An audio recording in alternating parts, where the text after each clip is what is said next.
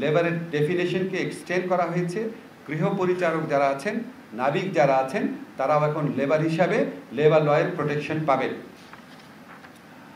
ব্ল্যাকলিস্টিং একটা প্রথা ছিল যে শ্রমিক যাদের বিরুদ্ধে মালিক অভিযোগ থাকতো তারা ব্ল্যাকলিস্ট করতো এবং তারা অন্য কোথাও চাকরি পেত না। ব্ল্যাকলিস্টিংকে বৈধ ঘোষণা করা হয়েছে। সেক্সুয়াল হ্যারাসমেন্টের বিরুদ্ধে কঠোর পদক্ষেপ নেওয়ার বিধান করা হয়েছে। প্রসূতি যারা আছেন তাদের ওয়েলফেয়ার বেনিফিট, যারা নারী আপনার শ্রমিক আছেন ওনাদের মধ্যে যারা প্রসূতি থাকবে তাদের ওয়েলফেয়ার বেনিফিটটা অনেক বাড়ানো হয়েছে। ট্রেড ইউনিয়ন গঠন এবং রেজিস্ট্রেশন অনেক সহজ করা হয়েছে।